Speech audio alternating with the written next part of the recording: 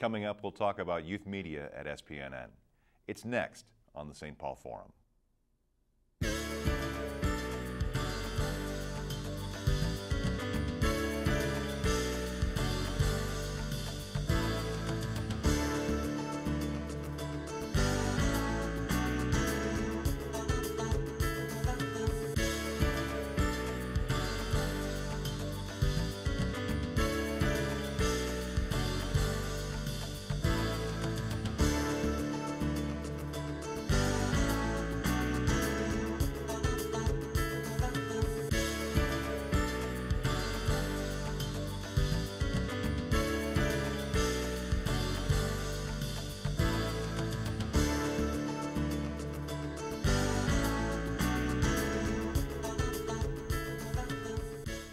Hello everyone and welcome to the St. Paul Forum. I'm Mike Wassenaar.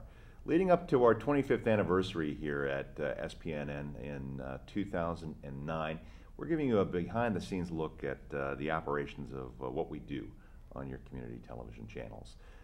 On this edition of the St. Paul Forum, we'll give you an opportunity to get to know some of the people who work in our youth department at SPNN. It's a key part of the role that we do as we work with young people in St. Paul to teach them media skills and to teach them ways in which they can affect their world. Joining me for this edition of the St. Paul Forum to give you a look at St. Paul youth media with SPNN are Nicola Pine, who is our youth programs director at SPNN, and Andrea Lehmann, who is the coordinator with Set It Up and youth instructor here at SPNN. Andrea, Nicola, welcome to SPNN. Actually, welcome to the forum, and thank you for joining us here to give us a little bit of a look behind the scenes with youth programs. Welcome. Thank you. So both of you work with young people. If you could just kind of start off to talk a little bit for people who don't know about programs here at SPNN, the youth programming that we do. Tell people a little bit about what we do as we work with young people at our studios here downtown St. Paul. Well, we run a number of youth media programs for mainly high school aged youth in St. Paul, working in schools and after school and during the summer. And our youth media programs range from documentary to production to narrative and also some studio production. And I would say really the crux of what we do here is to just provide an opportunity for youth to express themselves and articulate some of the issues affecting youth in their neighborhoods and communities. So really it's not just about sort of teaching people how to light a shot, how to operate a microphone, how to work the equipment. It's sure there are technical skills that you guys teach, right? Right. There's that aspect of what you do, but you're teaching other things as well, right? Right. The two programs that I mainly work on are the youth intern program, which happens in the summer, and the Set It Up program, which is the teen-produced TV show that happens as an after-school program during the school year. And during the youth intern program in particular, we really focus on helping youth to identify the communities that they belong to in their life and how they want to change those communities.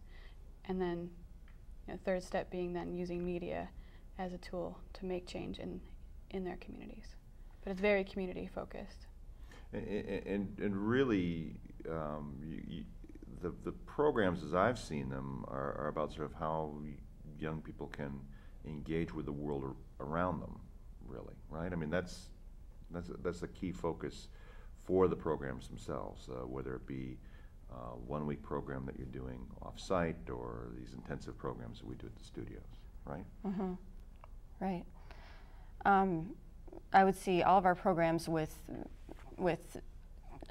going back to what issues youth are interested in and are affected by, and then the next step is to going out into the community and exploring those issues. So we're not just in isolation in the studio talking about an issue, but we're really engaging with different members of the community who are are working around community issues and helping youth make those connections, because really that makes a more meaningful media piece, and then hopefully we can take that piece out into the community and use it to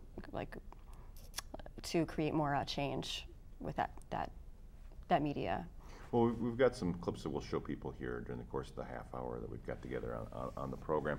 I guess before we get to that, let me just sort of ask the question.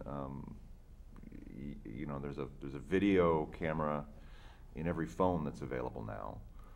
It seems like there's editing equipment available, on computers that children can operate, basically. Really young people can operate.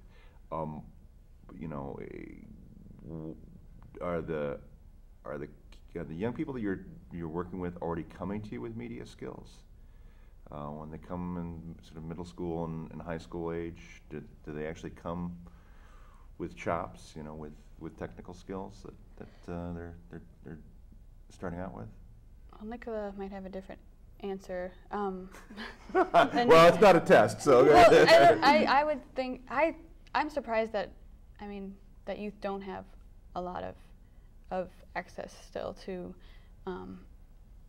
We do definitely meet youth who have their own editing system at home, but our programs make a point of reaching out to youth in communities that are most affected by the digital divide. So some of the youth that we work with don't even have internet in their home, let alone some sort of ability to edit videos on a computer in their home. So I think a lot of the youth are having their first experience with video and with computer digital editing. Is that your perspective as well, Nicola? Yeah. I do think in the 10, 12 years that I've been doing youth media that I have seen youth be more media savvy, have more awareness of media production than they used to. So there is more opportunities to create media in schools and more youth media programs that are out there for sure. But I still think there's many youth who we are focused on providing access to who don't have those media tools at their disposal necessarily. And even if there is a media program in their school, it's a very small program that only maybe 30 students are part of.